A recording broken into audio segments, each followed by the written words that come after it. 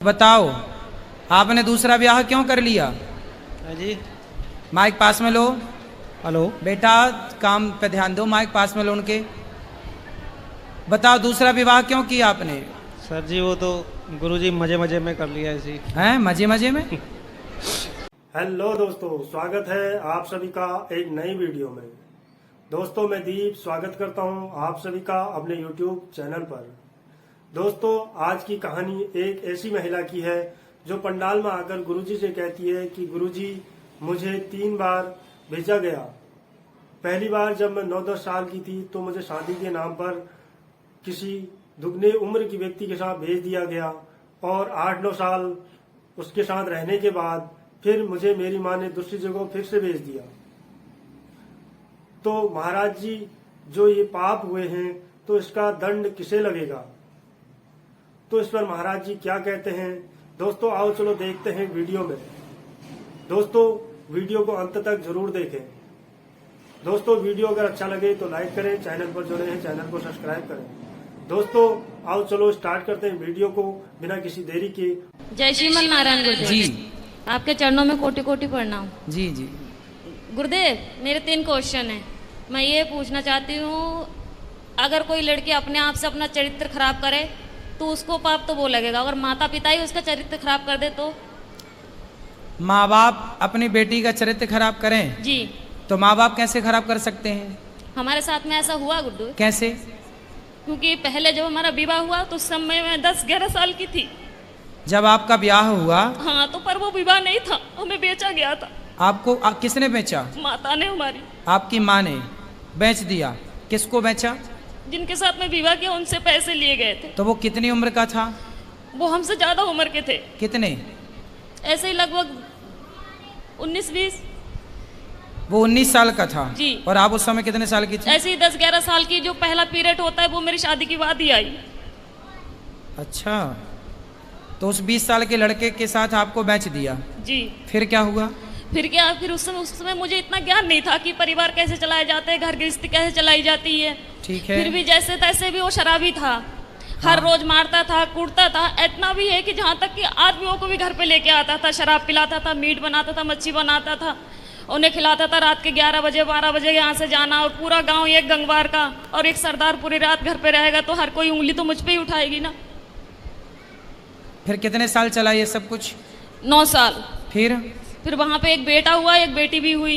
आपकी बेटी उस समय जब बेटा हुआ तब आपकी उम्र क्या थी? ऐसे लगभग 16-17 साल की थी। आप 16 साल की थी तब आपको बेटा हो गया? जी।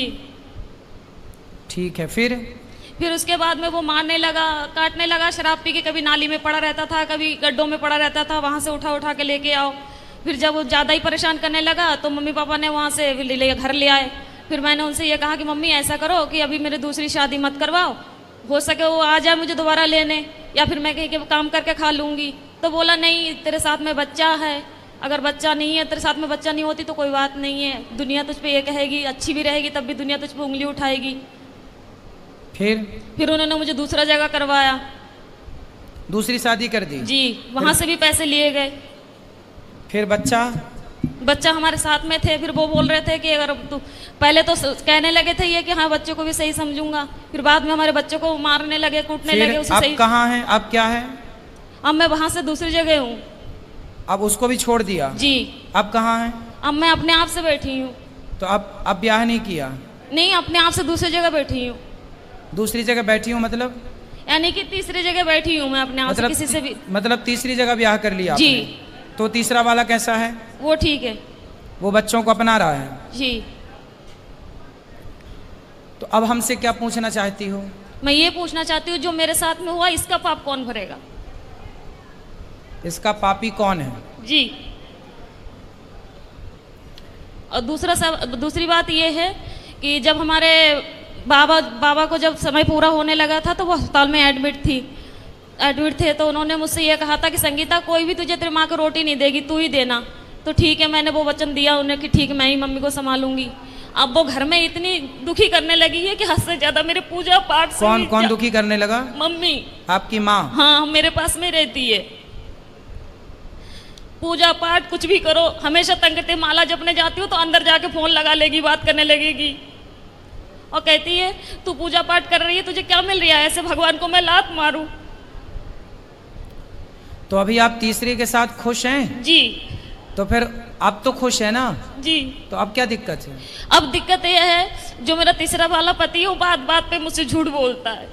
अच्छा, क्या झूठ बोलता है?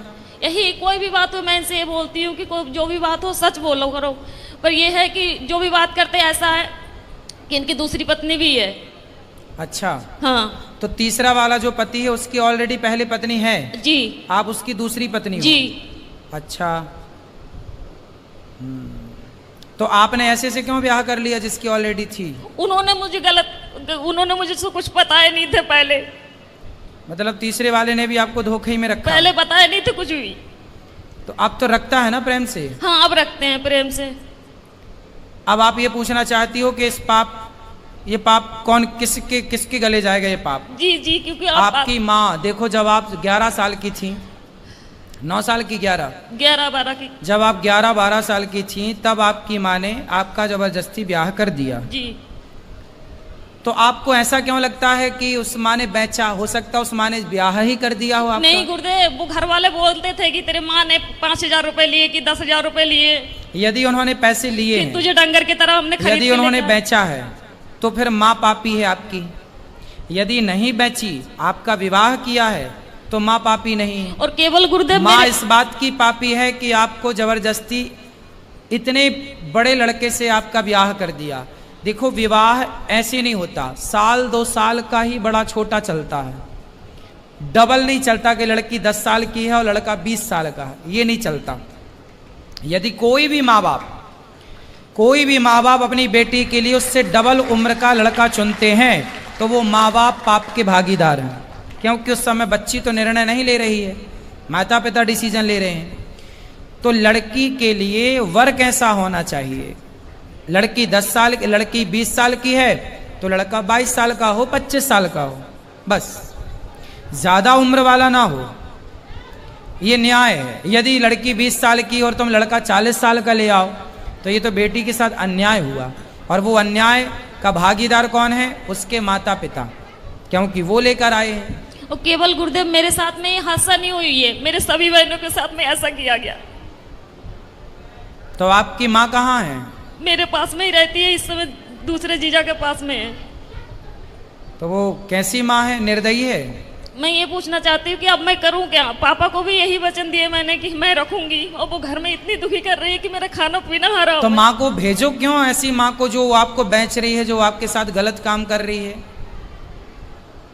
ऐसे लोग दया के पात्र नहीं है। यदि पहले ये कंफर्म करो कि माँ, हो सकता माँ सही हो, गलत है तो आप उनको खाना पीना देना आपका कर्तव्य भी है। बूढ़ी अम्मा कहाँ जाएगी? इंसानियत तो कहती है कि आप उनको खाना पीना दो, लेकिन वो दया का पात्र नहीं है।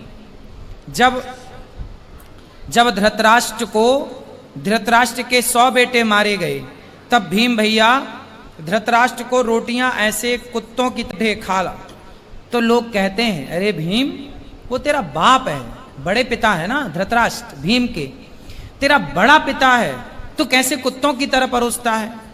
तो भीम भैया बोले कि मैं ही क्या पुत्र धर्म निभाऊं? ये वही बाप है जिसने भरी सभा में द्रौपदी लुट रही थी और ये चुपचाप तमाशा देख रहा था। क्या मैं ही धर्म का पालन करूं? इसका कोई धर्म नहीं है। ये वही धृतराष्ट्र है जो भीम को गले लगाने के बहाने दबाकर मारना चाहा, वो तो भगवान ने दूसरा पुतला दे दिया भीम का। कुल मिलाकर के ये धृतराष्ट्र इस दया का योग्य नहीं है, दया का पात्र नहीं है। कुछ लोग दया के पात्र होते हैं। तो बताओ, आपने दूसरा ब्याह क्यों कर लिया? जी, माइक पास में लो। हेलो बेटा, काम पे ध्यान दो, माइक पास में लो उनके। बताओ, दूसरा विवाह क्यों किया आपने? सर जी, वो तो गुरुजी मजे मजे में कर लिया ऐसी। हैं? मजे मजे में?